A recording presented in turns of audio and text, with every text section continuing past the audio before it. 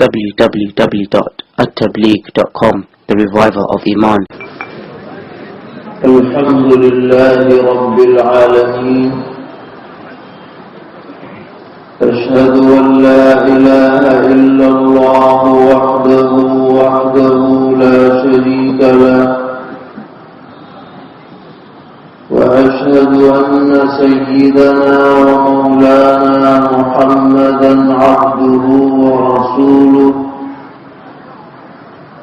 صلى الله تبارك وتعالى عليه وعلى آله وأصحابه وذرياته أجمعين.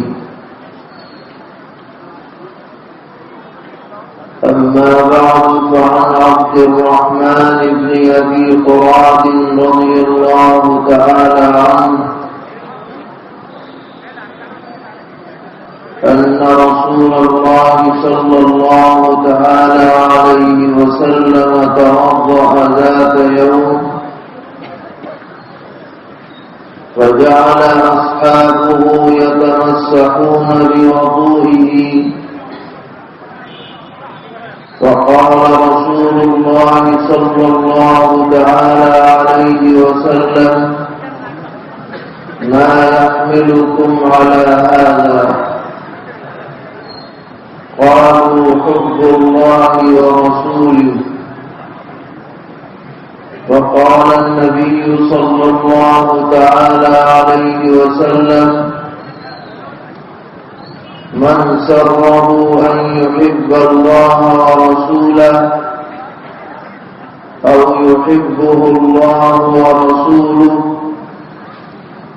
فليصدق في حديثه إذا حدث، وليؤد أمانته إذا اؤتمن، وليحسن جوار من جاره، أو كما قال عليه الصلاة والسلام.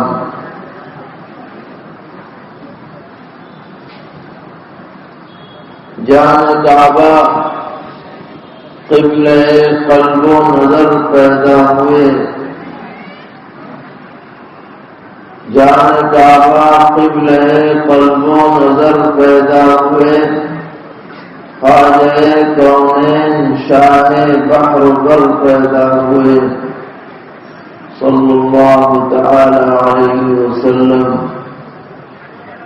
جس نے دیکھا پھر نہ دیکھا اور کچھ ان کے سوا، جس نے دیکھا پھر نہ دیکھا اور کچھ ان کے سوا، ایک نظر میں سینکڑوں حسن نظر پیدا ہوئے.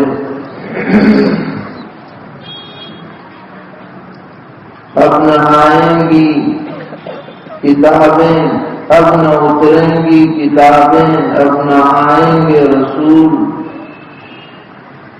اب نہ اتریں گی کتابیں، اب نہ آئیں گے رسول، لے کے قرآن آخری پیغامبر پیدا ہوئے، صلی اللہ تبارک و تعالی علیہ وعلى آله وأصحابه أجمعين. معزز علماء کرام، بزرگوں، بھائیوں، نوجوان ساتھیوں اور پس پردہ ہماری مائیں اور بہنیں، ایک مسلمان کے لیے وہ لمحات بہت قیمتی ہیں، بابرکت ہیں، نفع بخش ہیں، جو سرور عالم صلی اللہ تعالی علیہ وسلم کے تذکرے میں اور آپ کی یاد میں گزر جائیں. اس لیے بلا شبہ سیرت النبی صلی اللہ تعالی علیہ وسلم کے جلسے قابل قدر ہیں. اس جلسے کے انعقاد کرنے والے احباب قابل مبارکباد ہیں. لیکن مجھے یہ عرض کرنا ہے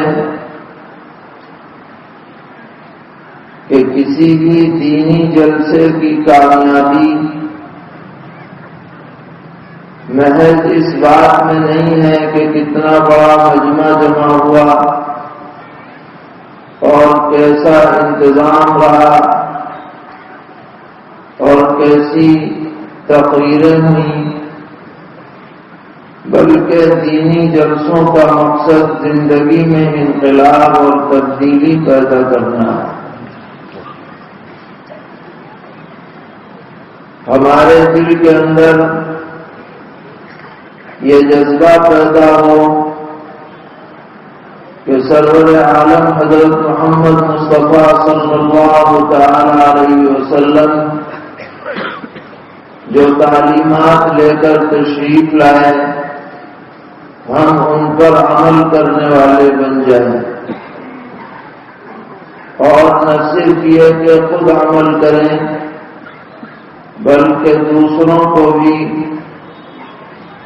اپنے ماتحتوں کو، گھر والوں کو، دوستوں کو ان پر عمل کے لیے آمادہ کریں۔ اگر یہ جذبہ پیدا ہو جائے تو چاہے تھوڑے ہی لوگ جمع ہوں وہ جلسہ کامیاب ہے،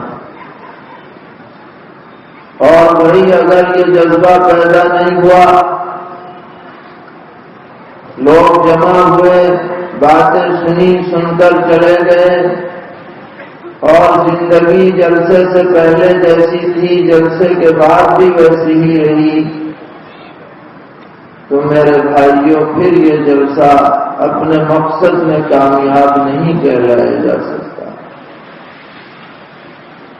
اس لیے ہم سب یہ ارادہ کریں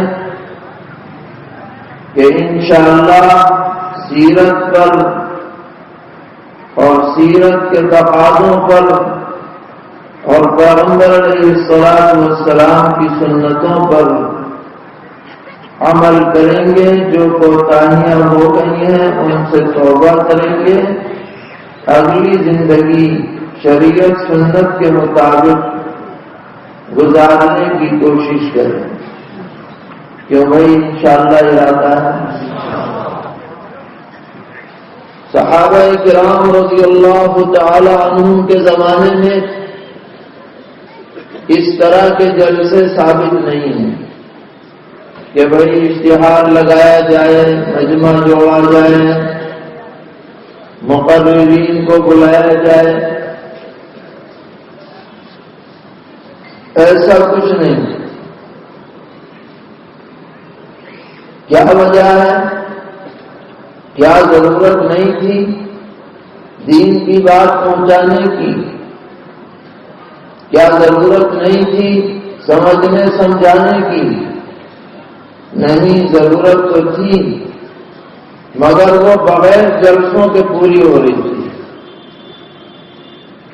اور پوری اس طرح ہو رہی تھی کہ مسلم محلے میں 5 وقتہ نمازوں میں ہر عاقل بالغ مرد 5 وقت مسجد میں حاضر ہوتا تھا۔ صحابہ کرام رضی اللہ عنہم فرماتے ہیں کہ مسجد میں صرف 2 طرح کے لوگ نہیں آتے تھے، یا تو کوئی معذور ہے، بیمار ہے، وہ نہیں آتا تھا، یا تو کوئی منافق ہے، وہ نہیں آتا تھا، ورنہ سب آتے تھے۔ 100% نمازی، 100% باجماعت نماز پڑھنے والے۔ تو اب جب دن میں 5 مرتبہ مجمع جڑ رہا ہے تو الگ سے جوڑنے کی کیا ضرورت؟ جو بات کہنی ہوئی مسجد میں کہہ دی، جو سمجھانی ہوئی مسجد میں سمجھا دی۔ اور پھر کیا ہوتا تھا؟ ہفتے میں 1 دن جمعے کی نماز وہ ہر آبادی میں 1 مسجد میں ہوتی تھی اور 1 امام کے پیچھے ہوتی تھی۔ اب جو لوگ 5 وقتہ نماز اپنے محلوں کی مسجد میں پڑھ رہے ہیں وہ ہفتے میں 1 مرتبہ جمعے کی نماز جامع مسجد میں ادا کر رہے ہیں اور پورا شہر وہاں جمع ہے۔ اسلام کی شان و شوکت ظاہر ہو رہی ہے۔ جب سب کے سب نماز پڑھنے آ گئے دکانیں تو خود بخود بند ہو گئی، نہ بیچنے والے کی ضرورت نہ گاہک موجود۔ اب جب ہر ہفتے اتنا بڑا اجتماع ہو رہا ہے تو الگ سے جلسے کی ضرورت ہی نہیں، اسی اجتماع میں جو پیغام دینا ہے وہ دیا جاتا ہے۔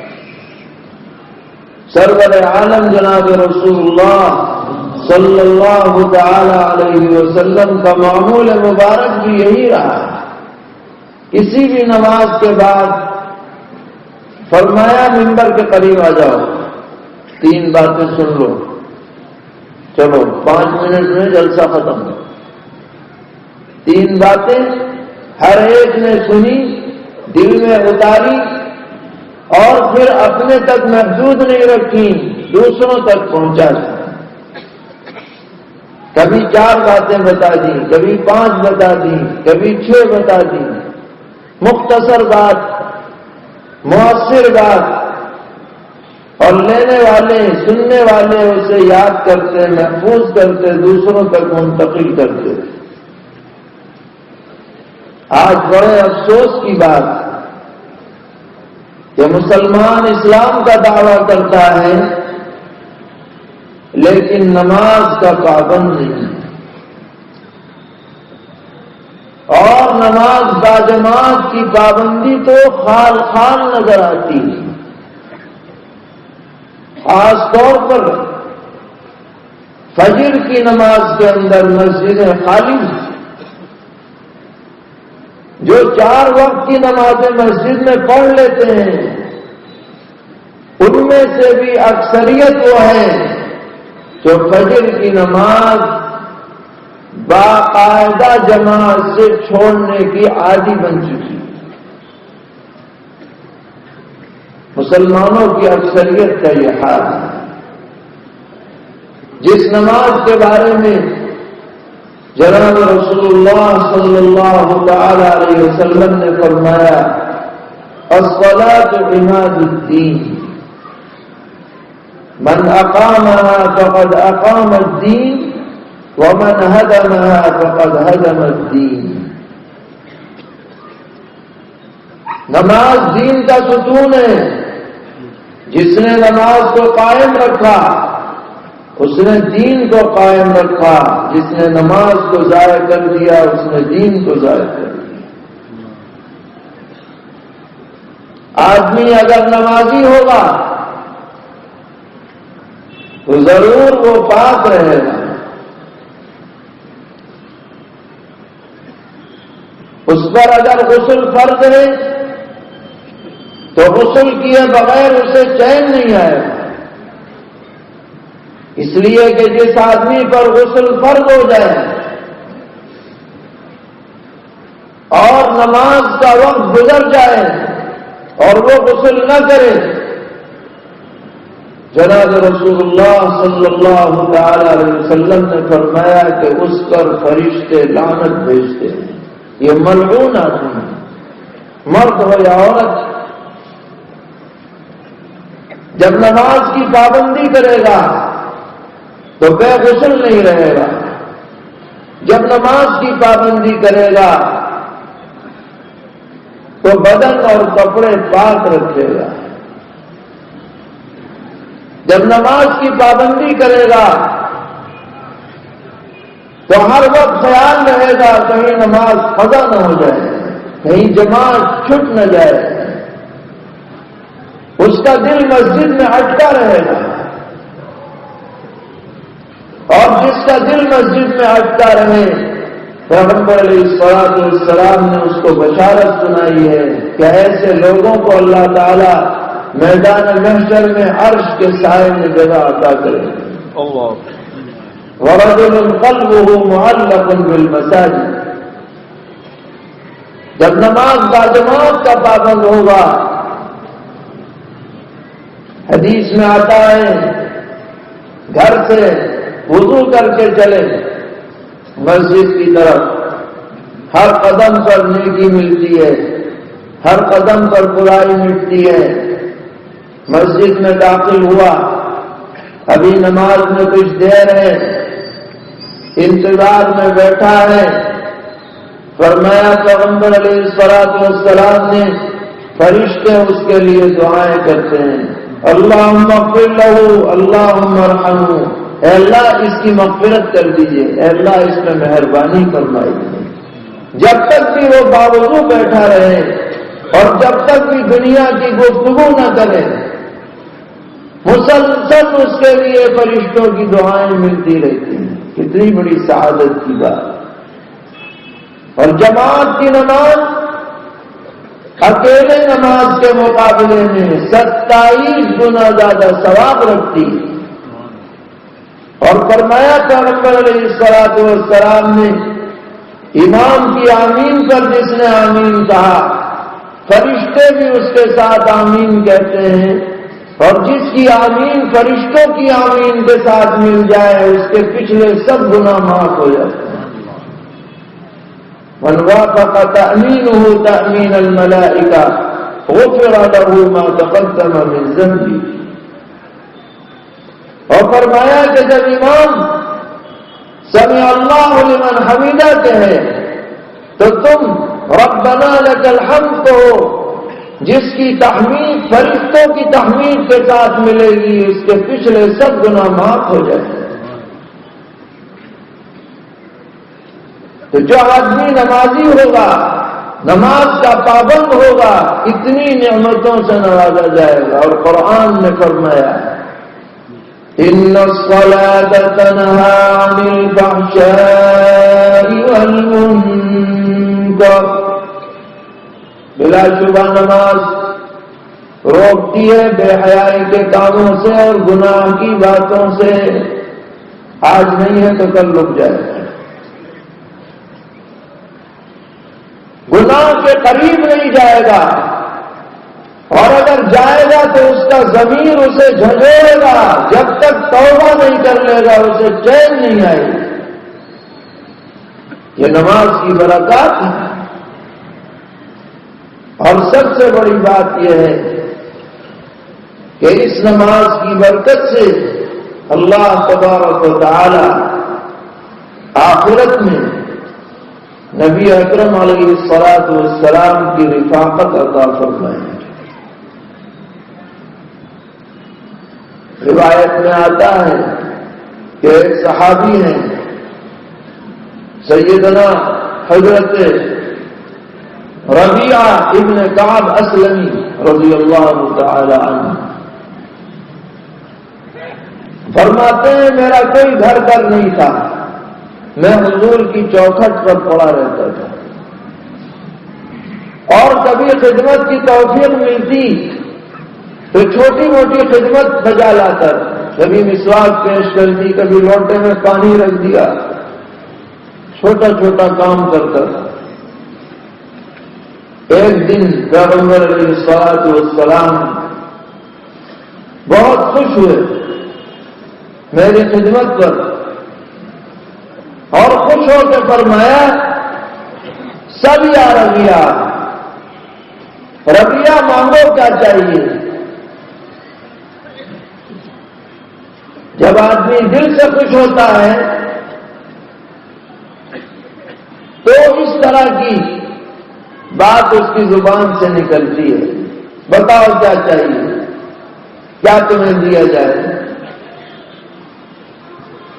اور ہم سب کا یہ یقین ہے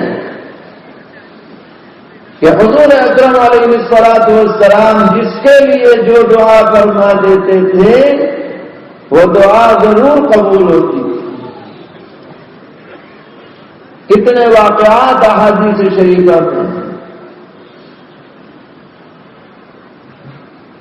روایت میں ہے کہ حضرت جب ہجرت فرما کر مدینہ منورہ تشریف لائے تو حضرت انس رضی اللہ تعالی عنہ کی والدہ ماجدہ حضرت ام سلیم انہیں لے کر حضور کی خدمت میں حاضر ہوئی،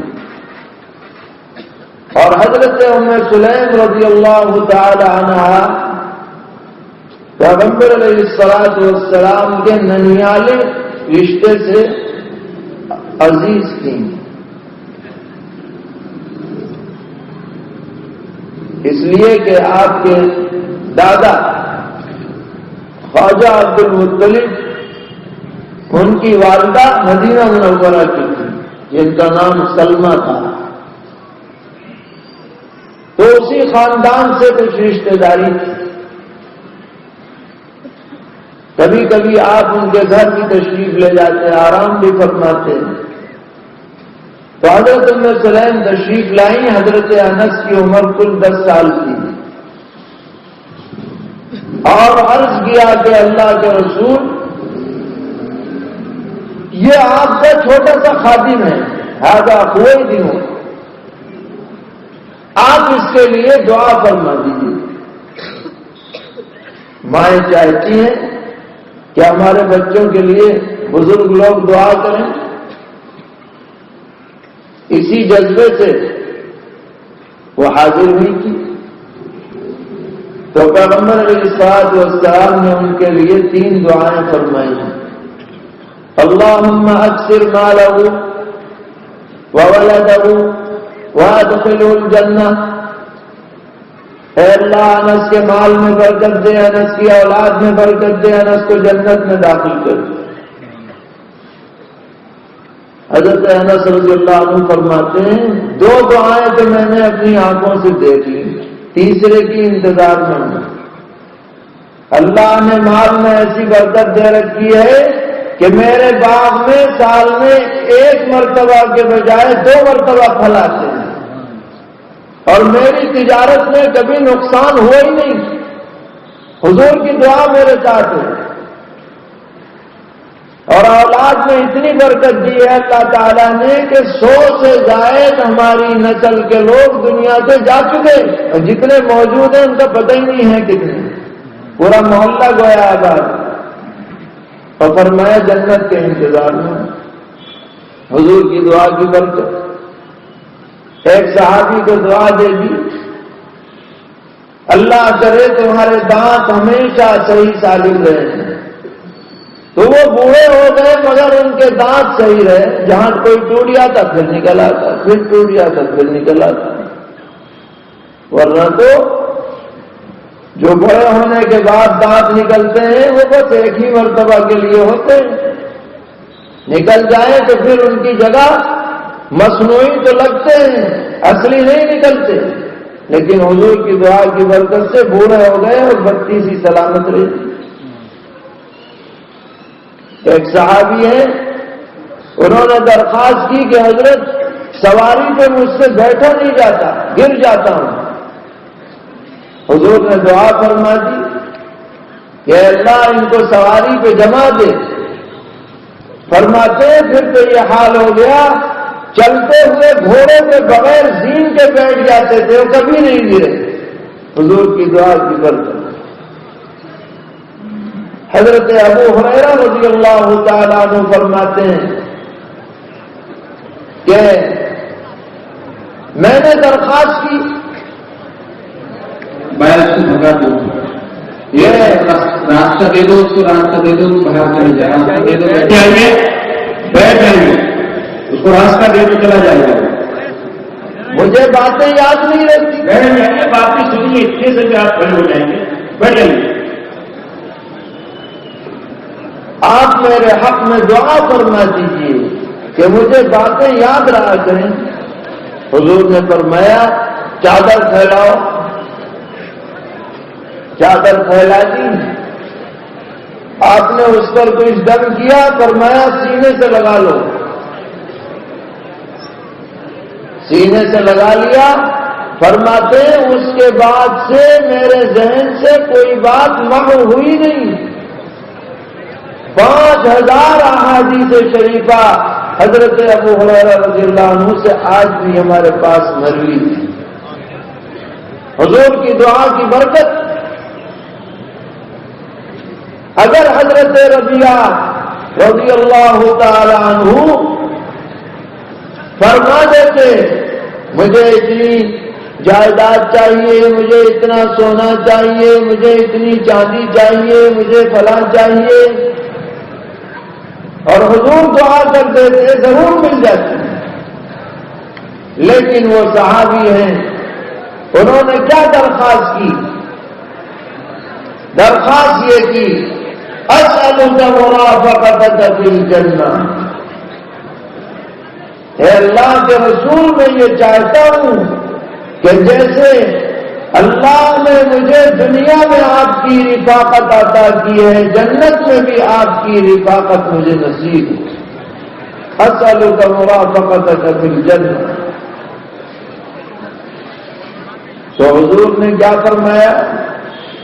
او غیر ذالک، ارے بھائی کچھ اور مانگ لو۔ حضرت ربیعہ نے فرمایا ہی یا رسول اللہ، مجھے تو بس یہی چاہیے، مجھے اور کچھ نہیں چاہیے، حضور کی رفاقت چاہیے۔ تو حضرت نے کیا جواب دیا؟ فرمایا اعنی علی ذلک بکثرۃ السجود، تمہاری درخواست منظور کی جائے گی، تمہاری خواہش پوری کی جائے گی، لیکن اپنے نام اعمال میں زیادہ سجدے لکھوا کے آئیو، یعنی نماز پابندی سے پڑھ کے آنا، تب تمہیں یہ سعادت ملے گی کہ میری رفاقت جنت میں نصیب ہو۔ اس لیے اگر آج ہم محبت رسول کے دعوے دار ہیں تو سب سے پہلا اس کا مظاہرہ اس صورت میں ہونا چاہیے کہ مسلم معاشرے میں کوئی بھی عاقل بالغ مرد یا عورت بے نمازی نہ رہے، اور مرد لوگ باجماعت 5 وقتہ نمازیں مساجد میں ادا کریں۔ یہ ماحول اگر بنے گا تو کتنی برائیاں تو خود بخود ختم ہو جائیں گی اس نماز کی پابندی کی برکت سے۔ اللہ تعالیٰ مجھے بھی توفیق عطا فرمائے، پوری امت کو بھی توفیق عطا فرمائے، کہ بھائی ارادہ کر رہے ہیں انشاءاللہ۔ اور جن کی نمازیں قضا ہو چکی وہ اب وقت نکال کر قضائے عمری پڑھنا شروع کر دیں۔ جو نماز چھوٹ گئی ہے محض توبہ کرنے سے وہ نماز معاف نہیں ہوتی، اس کو ادا کرنا پڑے گا۔ کچھ لوگوں نے یہ صورت چلا رکھی ہے، ہمارے ہاں رمضان المبارک میں پرچے چھاپ دیتے ہیں نماز قضاء عمری، کیا کہ آخری جمعے کو رمضان المبارک میں 2 رکعت نماز قضاء عمری پڑھ لو تو 60 سال کی نمازیں معاف ہو جاتی ہیں۔ نعوذ باللہ من ذالک۔ اور حدیث کا حوالہ بالکل جھوٹ، سراپا فراز۔ نماز اگر چھوٹی ہے اس کو حتی الامکان ادا کرنا ہے، کسی کے معاف کرنے سے نماز معاف نہیں ہو سکتی، کسی کی معاف نہیں ہو، پڑھنی پڑے گی۔ موت کا وقت آ گیا، آپ کے پاس مال ہے، وصیت کر کے جانا پڑے گا، اتنی نمازیں میرے ذمے ہیں، میرے مال میں 1/3 کے اندر اسے ادا کیا جائے، اس کا فدیہ دیا جائے، معمولی بات نہیں۔ اس لیے ہم سب اس کا اہتمام کریں، معاشرے کو نمازی بنائیں، بچوں کو نمازی بنائیں، بچیوں کو نمازی بنائیں، گھر کی عورتوں کو نمازی بنائیں، نماز کے اہم مسائل ہمارے ہر بچے کو معلوم ہوں، باقی کے مسائل معلوم ہوں، اس کا اہتمام ہونا چاہیے۔ یہی دراصل ان دینی جلسوں کا مقصد ہے کہ جو کوتاہیاں ہیں انہیں درست کیا جائے، انہیں ٹھیک کیا جائے، زندگی میں تبدیلی لائی جائے۔ محض زبانی جمع خرچ کوئی چیز نہیں ہے۔ ہمارا دین محض نعروں کا دین نہیں ہے، یہ عملی دین ہے، اور دین زندگی کے تمام شعبوں سے اس کا تعلق ہے۔ مسلمان ہر جگہ مسلمان ہے، مسجد میں ہے تب بھی مسلمان، گھر میں ہے تب بھی مسلمان، دکان پر ہے تب بھی مسلمان، سیاست میں ہے تب بھی مسلمان۔ جو چیزیں اسلام میں جائز ہیں سب جگہ جائز ہیں، جو منع ہے سب جگہ منع ہے، الگ الگ حصے نہیں ہیں۔ اس لیے ہر مسلمان کو میرے بھائیوں 100% شریعت سنت پر عمل کرنے کا اہتمام ہونا چاہیے۔ میں نے آپ کے سامنے ایک روایت پڑھی ہے، ایک انصاری صحابی ہیں جن کا نام ہے عبد الرحمن ابن ابی قراد رضی اللہ تعالی عنہ۔ وہ بیان کرتے ہیں کہ ایک موقع پر حضور اکرم صلی اللہ تعالی علیہ وسلم وضو فرما رہے تھے، اور آپ کا معمول تھا اونچی جگہ پر تشریف فرما ہو کر وضو کرتے تاکہ چھینٹے نہ آئے، اور صحابہ کرام رضی اللہ تعالی عنہم ایسے موقع کی تلاش میں رہتے تھے کہ کب آپ وضو فرمائیں اور حضرات بھی موجود ہوں۔ آپ نے وضو فرمایا تو لوگ کھڑے ہو گئے، اور آپ کے جسد اطہر سے جو پانی ٹپک رہا تھا لوگوں نے ہاتھوں پر لینا شروع کر دیا کہ زمین پر نہ گرے، اور لے کر کوئی چہرے پہ لگا رہا ہے، کوئی سینے پہ لگا رہا ہے۔ کسی کو پانی ہاتھ نہیں آیا تو وہ دوسرے ساتھی کے سر ہاتھ پر اپنا ہاتھ پھیر رہا ہے، گویا عقیدت کا اظہار سب کر رہے تھے۔ پیغمبر علیہ الصلوۃ والسلام نے پوچھا ما يحملكم على هذا، ارے بھائی یہ سب ایسا تم کیوں کر رہے ہو، کس چیز نے تمہیں آمادہ کیا؟ صحابہ نے عرض کیا حب اللہ و رسول، ہمارے دل میں اللہ کی محبت ہے اور رسول اللہ صلی اللہ علیہ وسلم سے محبت ہے، اس کا ہم اظہار کر رہے ہیں۔ تو آپ نے یہ نہیں کہا کہ ہاں ہاں کرتے رہو بہت اچھا ہے ایسے ہی کیا جائے، ایسا نہیں کہا، بلکہ آپ نے جو اصل کرنے کا کام تھا اس کی طرف آپ نے صحابہ کو متوجہ کیا، اور فرمایا من سرہ ان یحب اللہ ورسولہ او یحبہ اللہ ورسولہ، جسے یہ بات اچھی لگے کہ وہ اللہ اور اس کے رسول سے محبت کرے، یا اللہ اور اس کے رسول کا محبوب بن جائے، اسے 3 کام کرنے پڑیں گے تب اس کا دعویٰ سچا ہوگا۔ فرمایا فَلْيَصْدُقْ فِي حَدِيثِهِ إِذَا حَدَّثَ،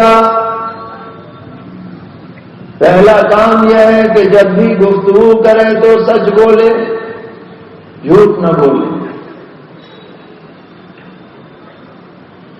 کسی کے ساتھ دھوکہ نہ کرے، فریب نہ دے، زبان کو قابو میں رکھے، کنٹرول میں رکھے۔ جناب رسول اللہ صلی اللہ تعالی علیہ وسلم نے امت کو سچائی کی تعلیم دی ہے، کیونکہ سچائی کی دیوار کبھی گرتی نہیں ہے، اور جھوٹ کی دیوار کبھی قائم نہیں رہتی۔ ایک جھوٹ کو سچ ثابت کرنے کے لیے 70 جھوٹ بولے جاتے ہیں، مگر جھوٹ پھر بھی جھوٹ رہتا ہے، وہ ذریعہ نجات نہیں بن پاتا، اور سچ کے موقع پر کڑوا محسوس ہو، لیکن انجام کار اس سے آدمی کو نجات ملتی ہے۔ الصدق ینجی والکذب یغوی، سچائی نجات دیتی ہے، جھوٹ تباہ و برباد کرنے والی چیز۔ اگر آدمی کو واقعی دعویٰ ہے محبت رسول کا، زبان کو قابو میں رکھنا پڑے گا۔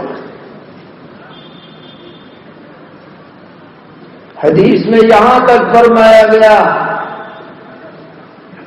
اس آدمی پر تباہی ہے، لعنت ہے جو لوگوں کو ہنسانے کے لیے جھوٹ بولے۔ کوئی لطیفہ کر لیا، کوئی اپنی طرف سے بات بنا دی، خالی اس لیے کہ لوگ ذرا محظوظ ہو جائیں، اور اگر لوگ اس کی بات پر ہنس دیے تو بڑا خوش ہوا کہ واہ میری بات چل گئی۔ حضور فرما رہے ہیں خوش ہونے کی بات نہیں ہے، افسوس کرنے کی بات، اس کی وجہ سے تمہیں عذاب دیا جائے گا۔ یہ بات تم نے زبان سے نکالی، اس لیے اس زبان کو ہمیشہ آدمی نے قابو میں رکھے۔ ایک حدیث میں پیغمبر علیہ السلام نے فرمایا جب صبح ہوتی ہے تو سارے اعضاء زبان کے سامنے عاجزی کرتے ہیں اور کہتے ہیں تم ٹھیک ہو تو ہم ٹھیک ہیں، تم بگڑی تو ہم بگڑے۔ اور اللہ کے واسطے ہمارے بارے میں ڈرتے رہو، ڈرتی رہو اللہ سے، یعنی ایسی گفتگو نہ کرو کہ کرو تم بھرے ہم، اس لیے کہ زبان تو کہہ کے اندر چلی جاتی ہے، بھگتنا کسے پڑتا ہے؟ اگر سامنے والے کو غصہ آ گیا تو وہ زبان کو نکال کے نہیں مارتا، وہ تو ہاتھ کو مارے گا، پیر کو مارے گا، پیٹھ کو مارے گا، پیٹ کو مارے گا، زبان تو محفوظ ہے۔ سارے اعضاء اس کے سامنے ہاتھ جوڑتے ہیں، گویا تم ٹھیک ہو تو ہم ٹھیک ہیں، تم بگڑی تو ہم بگڑے۔ سارے جھگڑے کی بنیاد یہ زبان ہے۔ اگر آدمی ذرا سا صبر کر لے، کنٹرول کر لے، موقع پر کڑوا گھونٹ پی جائے، بر وقت جواب نہ دے، بڑے سے بڑے فتنے ٹل جاتے ہیں، اور زبان کی بے احتیاطی ہو جائے تو بغیر فتنے کے فتنہ بن جاتا ہے۔ یہ ایسی حقیقت ہے جس کے لیے کسی دلیل کی ضرورت نہیں ہے۔ خاص طور پر میاں بیوی کو اپنی زبان سنبھال کر کے گفتگو کرنی چاہیے۔ جب دونوں ایک جگہ رہتے ہیں تو کبھی ناگواری کی باتیں بھی پیش آتی ہیں۔ اب ایسے موقع پر اگر دونوں کو قابو ہو جائیں تو زندگی اچھی نہیں گزر سکتی، یا تو بہت کڑوی گزرے گی یا پھر اضطراب کی نوبت آ جائے۔ اسی لیے میں کہا کرتا ہوں کہ اگر غصہ آ جائے میاں صاحب کو تو بیوی چپ ہو جائے، اور بیگم صاحبہ کو اگر جلال آ جائے تو میاں صاحب سرنڈر ہو جائے تو اچھی گزرے گی۔ اور اگر دونوں کو جلال آ جائے گا تو پھر بات کہیں سے کہیں تک پہنچ سکتی ہے۔ یہ رشتہ بڑا نازک ہوتا ہے، دونوں کو نبھانے کی پالیسی اختیار کرنی ہے، اور خاص طور پر زبان کو بہت محتاط طریقے پر استعمال کرنا ہے۔ کسی کی غیبت نہ ہو، کسی کے بارے میں بہتان نہ ہو، کسی پر الزام نہ دھرا جائے۔ اگر آدمی اس کا اہتمام کرے گا، حضور فرما رہے ہیں کہ وہ دراصل محبت رسول کرنے والا ہے۔ فَلْيَصْدُقْ فِي حَدِيثِهِ إِذَا حَدَّثَ۔ اور دوسری بات آپ نے ارشاد فرمائی، وَلْيُؤَدِّ أَمَانَتَهُ إِذَا اؤْتُمِنَ۔ اگر تمہیں دعویٰ ہے محبت رسول کا تو یہ عمل کرنا پڑے گا کہ تمہارے پاس جو امانتیں ہیں ان امانتوں کو صحیح ادا کرو۔ وَلْيُؤَدِّ أَمَانَتَهُ إِذَا اؤْتُمِنَ۔ اس کا ظاہری مفہوم یہ ہے کہ ہمارے پاس کسی نے کوئی چیز امانت کے طور پر رکھوائی، جب وہ مانگنے کے لیے آئے اسے جو کا تو واپس کر دو، اس میں خیانت نہ کرو۔ لیکن اس امانت کے اندر مفہوم کے اعتبار سے بڑی وسعت پائی جاتی ہے۔ علماء نے بڑی بڑی کتابیں اس موضوع پہ لکھی ہیں اور یہ ثابت کیا ہے کہ امانت میں صرف وہی امانت والی چیز شامل نہیں ہے جو کسی کے پاس رکھوا دی جائے، بلکہ اس امانت میں اللہ کی طرف سے جو احکامات ہمیں دیے گئے ہیں وہ اس امانت کا سب سے بڑا مصداق ہے۔ جو طاعات فرض ہیں ان کو بجا لانا یہ امانت، نماز بر وقت پڑھنا امانت، روزہ بر وقت رکھنا امانت، زکوٰۃ واجب ہو حساب لگا کر دینا امانت، جس شخص پر حج فرض ہو جائے استطاعت ہو اس فرض کو ادا کرنا یہ امانت، کوتاہی کرنا خیانت۔ اسی طرح میاں بیوی، ماں باپ، باپ بیٹے، بھائی بہن، ہر ایک کے اوپر حقوق ہیں، ذمہ داریاں ہیں، ذمہ داری ادا کریں، حقوق بجا لائیں، یہ امانت ہے۔ کوتاہی کریں گے تو خیانت۔ قرآن پاک میں میاں بیوی کے بارے میں فرمایا گیا وَلَهُنَّ مِثْلُ الَّذِي عَلَيْهِنَّ بِالْمَعْرُوفِ وَلِلرِّجَالِ عَلَيْهِنَّ دَرَجَةٌ۔ بیویوں کے بھی وہی حقوق ہیں جو ان پر حقوق ہیں، معروف طریقے پر، یعنی یہ مت سمجھنا کہ بیوی تمہاری خادمہ ہے، ملازمہ ہے، جیسے چاہو اس سے کام لو، بلکہ اس کے بھی کچھ حقوق ہیں۔ جیسے اس پر تمہارے حقوق ہیں ایسے ہی تمہارے اوپر اس کے حقوق۔ ہاں، انتظامی اعتبار سے مردوں کا ایک درجہ بڑھا ہوا ہے، وَلِلرِّجَالِ عَلَيْهِنَّ دَرَجَةٌ۔ عورت کی بڑی قربانی ہوتی ہے، مرد اس کا اندازہ نہیں لگا سکتا۔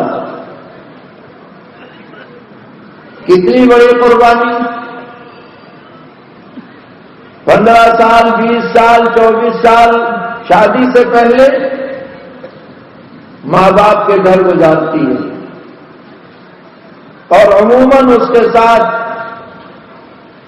ناز و نعم اور شفقت کا معاملہ کیا جاتا ہے، بھائی بہنوں کے ساتھ رہتی ہے، خاندان والوں کے ساتھ رہتی ہے، اور جب ایجاب و قبول ہو جاتا ہے، نکاح ہو جاتا ہے، تو یہ عورت، یہ لڑکی اپنے ماں باپ کو، بھائی بہنوں کو، خاندان کو، اپنے وطن کو، اپنے گھر کو چھوڑ کر کے تمہارے خاطر تمہارے گھر میں آتی ہے۔ جس وقت بچی کو رخصت کیا جاتا ہے، ماں باپ کے دل سے پوچھو ان کے دل پر کیا گزرتی ہے. ایسا لگتا ہے کہ یہ ڈولا نہیں جا رہا بلکہ اس کی میت چلی جا رہی ہے. روتے روتے بے حال ہوتے ہیں گھر والے. وہ اتنی قربانی دے کر تمہارے پاس آئی ہے, تم اگر دلداری نہیں کرو گے تو کون کرے گا؟ عورتوں کی دلداری کرنا, بیویوں کی دلداری کرنا عین عبادت ہے. خالی عبادت نماز روزے کا نام نہیں ہے. دل بدست آور کے حج اکبرست سرور عالم جناب رسول اللہ صلی اللہ تعالی علیہ وسلم نے فرمایا, خیرکم خیرکم عند اہلہ وانا خیرکم عند اہلی. تم میں سب سے اچھا آدمی وہ ہے جو گھر والوں کی نظر میں اچھا ہو, اور میں اپنے گھر والوں کی نظر میں سب سے اچھا ہوں. حضور نے نمونہ دکھلایا. اچھا شوہر کون ہوتا ہے؟ امی جان حضرت عائشہ صدیقہ رضی اللہ عنہا فرماتی ہیں, حضور اور ہم ایک دسترخوان پہ کھانا کھاتے تھے. میں ہڈی چوس کے رکھ دیتی تھی, حضور ہڈی اٹھاتے تھے, جہاں سے میں نے منہ لگایا وہیں سے آپ نوش فرماتے تھے تاکہ میرا دل ٹھنڈا ہو. میں گلاس میں پانی پیتی تھی, رکھ دیتی تھی, حضور دیکھتے تھے کہاں سے میں نے منہ لگایا وہیں سے نوش جان فرماتے تھے. کتنی بڑی بات. لوگ سمجھتے ہیں کہ بس دین ایک خاص دائرے میں محدود ہے. یہ سمجھنا غلط ہے. دین بیوی کے ساتھ معاملہ کرنے میں بھی ہے, دین بچوں کے ساتھ شفقت کرنے میں بھی ہے, دین رشتہ داروں کے ساتھ حسن سلوک کرنے میں بھی ہے. پیغمبر علیہ الصلوۃ والسلام کا بچوں کے ساتھ کیا معاملہ ہے؟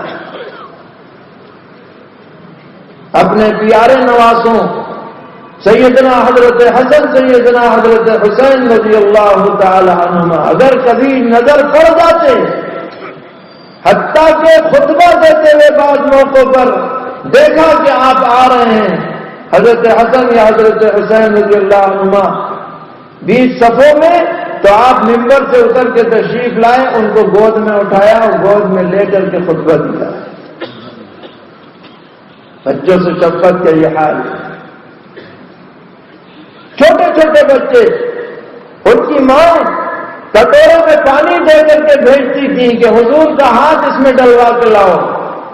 اور سردی کے زمانے میں فجر کی نماز میں آپ فجر پڑھ کے گھر تشریف لے جاتے, بچے لائن میں کھڑے ہو جاتے کٹورے لے لے کر, اور حضرت ان کے سر پہ ہاتھ رکھتے, کٹورے میں ہاتھ ڈالتے تاکہ ان بچوں کا دل خوش ہو جائے. بچوں سے شفقت کرنا بھی دین ہے, بچوں کو پیار کرنا بھی دین ہے, رشتہ داروں کے ساتھ اچھا برتاؤ کرنا بھی دین ہے. کتنی آیتیں اس بارے میں ہیں, کتنی احادیث شریفہ اس بارے میں. عورتوں کے لیے ان کے شوہروں کی اطاعت, ان کی خدمت بجاوری, یہ ان کے لیے بہت سی نفل نمازوں سے بڑھ کر کے ان کی اطاعت کرنا, جائز کاموں کے اندر ان کے دل کو خوش رکھنا. یہ ان کے دل کو خوش رکھیں, وہ ان کے دل کو خوش رکھیں, شریعت پر دونوں عمل کریں, زندگی شاندار گزرے. حدیث میں آتا ہے کہ ایک صحابی آپ کی خدمت میں حاضر ہوئے اور فرمایا کہ میں فلاں ملک گیا تھا, میں نے وہاں دیکھا کہ لوگ اپنے بادشاہوں کو سجدہ کرتے ہیں, تو ہمارا یہ جذبہ ہے کہ ہم لوگ آپ کو سجدہ کریں, آپ سے بڑا بادشاہ کون ہوگا؟ حضور نے فرمایا کہ نہیں, سجدہ اللہ کے علاوہ کسی اور کے لیے جائز نہیں ہے, اور اگر سجدہ جائز ہوتا تو میں بیوی سے کہتا کہ شوہر کو سجدہ کیا ہے. روایت میں ہے مدینے میں ایک اونٹ بھی ہو گیا, اور وہ کسی کے قابو میں نہیں آ رہا تھا. لوگ حضور کی خدمت میں آئے کہ صاحب اونٹ بگڑ گیا. حضرت نے کہا چلو مجھے لے چلو. لے کے چلے تو وہ ایک کھجور کے باغ میں کنارے پر پھونکا کر رہا تھا. حضرت اس کے قریب جانے لگے. لوگوں نے کہا حضرت آپ کو نقصان پہنچا دے گا. فرمایا نہیں. جیسے ہی اونٹ کی نظر آپ پر پڑی وہ بالکل نرم ہو گیا اور سر جھکا کر آپ کے قدموں پہ آ پڑا اور آنکھوں سے آنسو نکلنے لگے. حضور نے فرمایا بھائی یہ کس کا اونٹ ہے؟ ایک انصاری نوجوان کھڑے ہوئے کہنے لگے حضرت میرا. فرمایا یہ اونٹ شکایت کر رہا ہے کہ تم اسے کھانے کو نہیں دیتے اور اس سے کام زیادہ لیتے ہو. بطور معجزہ آپ نے اس کی بات سمجھ لی. تو صحابہ جو موجود تھے انہوں نے عرض کیا کہ حضرت یہ بے عقل جانور آپ کو سجدہ کر رہا ہے, ہمارا جی چاہتا ہے ہم بھی آپ کو سجدہ کریں. فرمایا نہیں, سجدہ اللہ کے علاوہ کسی کے لیے نہیں ہے. اگر سجدہ جائز ہوتا غیر اللہ کے لیے تو میں بیوی سے کہتا کہ وہ شوہر کو سجدہ کرے. اتنا اونچا مقام. امانت میں یہ بھی شامل ہے کہ آدمی اللہ کی دی ہوئی نعمتوں کا صحیح استعمال کرے. ہاتھ کا صحیح استعمال, پیر کا صحیح استعمال, آنکھوں کا صحیح استعمال, دل کا صحیح استعمال, کان کا صحیح استعمال, زبان کا صحیح استعمال. یہ سب اللہ کی امانتیں. آپ کہاں سے لے کر کے آئے؟ تو خرید کے لائے ہو. اللہ نے برتنے کے لیے دی. کوئی آدمی اپنا عضو بیچ نہیں سکتا کیونکہ وہ اپنے عضو کا مالک نہیں ہے. برتنے کے لیے اللہ نے دے رکھی ہیں یہ چیزیں. جب برتنے کے لیے دی ہیں تو مالک اللہ. ہم امین ہیں اور امانت کی ادائیگی اس طرح ہوگی کہ جہاں اسے خرچ کرنے کو کہا جائے وہاں خرچ کرو, جہاں سے روک دیا جائے وہاں سے رک جاؤ. ان اعضاء میں ایک اہم ترین عضو انسان کی آنکھ ہے. تمام اعضاء کھلے ہوئے ہیں, ظاہری اعضاء سب کھلے ہوئے ہیں, ان پہ کوئی پردہ نہیں ہے. لیکن آنکھ کے اندر اللہ تعالیٰ نے خاص یہ انتظام کیا ہے کہ اس کے پھاٹک بنائے ہیں. جب چاہے بند کر لو, جب چاہے کھول لو. ان کے اور بھی بہت سے فائدے ہیں. کوئی چیز اس سے ٹکرائے نہیں, کوئی کیڑا اس میں نہ جانے پائے, ہوا نہ لگے, فلاں فلاں. لیکن ایک بہت بڑا اس میں جو فائدہ ہے وہ یہ ہے کہ آدمی ان آنکھوں کو غلط جگہوں پر استعمال کرنے سے قصداً بچا سکتا ہے. غلط جگہ نظر پڑنے سے نظر کو جھکا سکتا ہے, پھاٹک کو بند کر سکتا ہے. اور اگر نہیں کرے گا اور غلط استعمال کرے گا تو یہ زہر ہے, جو زہر دل و دماغ میں پیوست ہو جاتا ہے. سرور عالم جناب رسول اللہ صلی اللہ تعالی علیہ وسلم نے فرمایا کہ بد نظری شیطان کے زہر میں بجھے ہوئے تیروں میں سے ایک تیر ہے جو اسے اللہ کے ڈر سے اس سے بچے گا. اللہ اس کے دل میں ایسی مٹھاس عبادت کی عطا کرے گا جسے وہ خود محسوس کر لے گا, اور نہیں بچے گا تو دل سیاہ ہو جائے گا. آج کی تاریخ میں ساری دنیا میں سب سے بڑا جو گناہ ہو رہا ہے وہ بد نظری کا گناہ ہو رہا ہے.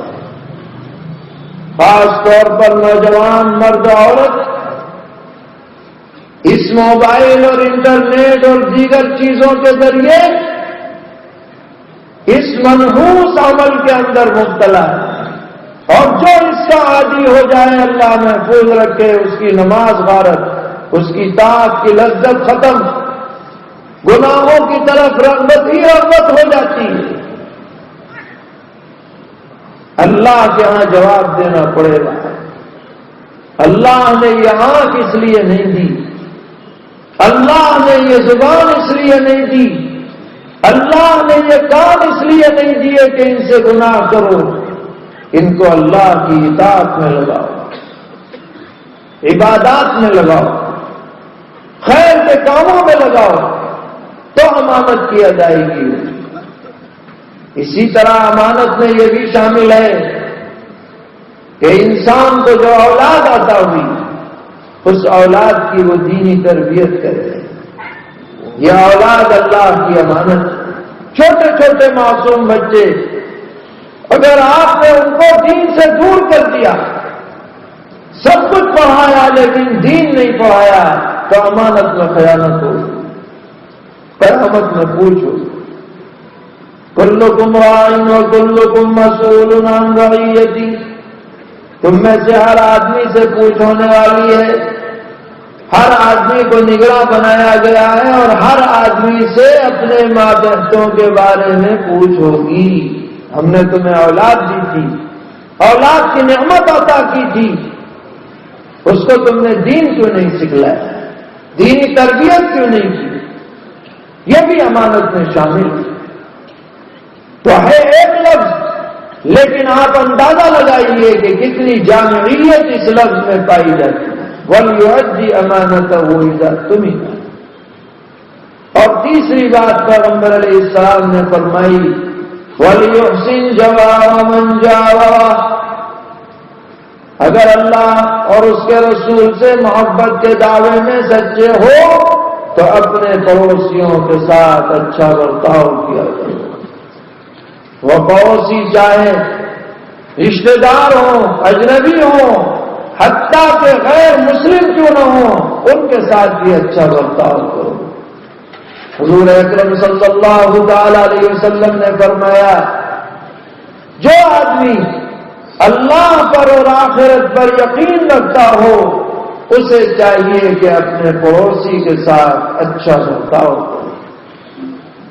فرمایا پیغمبر علیہ السلام نے، قسم ہے اللہ کی وہ آدمی مومن نہیں، 3 مرتبہ یہ کہا۔ صحابہ نے عرض کیا، یا رسول اللہ، کون ایسا بدبخت ہے جس کے بارے میں یہ فرمایا جا رہا ہے؟ فرمایا، من لا یأمن جارہ بوائقہ، جس کے پڑوسی اس کی تکلیفوں سے محفوظ نہ ہوں، وہ آدمی گویا مومن ہی نہیں ہے۔ قسم کھا کر کے 3 مرتبہ آپ نے ارشاد فرمائی یہ بات۔ آج افسوس کا معاملہ ہے، سب لوگوں سے تعلق ہے، پڑوسی سے کھٹپٹ ہے، اور کس بات پہ؟ نالی پر نالے پر، راستے پر مقدمہ بازیاں ہیں، سالوں سال گزر گئے، ایک دوسرے کی صورت سے بیزار ہیں۔ یہ کوئی اچھی زندگی نہیں ہے، ایمان والی زندگی گزارنی ہے۔ جب ہم اسلام کے دعوے دار ہیں، محبت رسول کے دعوے دار ہیں، تو زندگی کے ہر شعبے میں یہی رنگ ہونا چاہیے۔ سچی بات یہ ہے کہ آج اگر ہم پیغمبر علیہ السلام کے بتائے ہوئے طریقے پر عمل کرنے والے بن جائیں، جو دنیا میں جو آفات آئی ہوئی ہیں، جو ذلت و نقبت کا سامنا ہے، یہ سارے حالات بدل جائیں، ہمارے اعمال بدلیں گے، انشاءاللہ حالات بھی بدلیں گے۔ ارادے کی دیر ہے، ہمت کی دیر ہے۔ اگر ہم ہمت کریں تو اللہ کی مدد ہمارے ساتھ ہوگی۔ ہمت مردہ مدد خدا۔ اس لیے مرد بھی اور عورتیں بھی اور نوجوان بھی اور بڑے بھی سب یہ عزم کریں اور ارادہ کریں، ہر معاملے میں دین پر عمل کریں۔ دین نمبر 1، سنت کے مطابق چہرے کو بنائیں گے، سنت کے مطابق لباس پہنیں گے، سنت کے مطابق گھر کا ماحول بنائیں گے۔ دیکھیے پھر کیسی اللہ کی نصرتیں اور مددیں آتی ہیں۔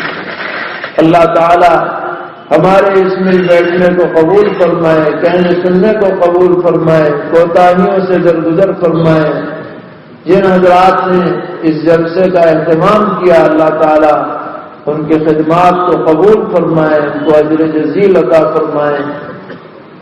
وآخر دعوانا الحمد للہ رب العالمین۔ www.attableek.com, the reviver of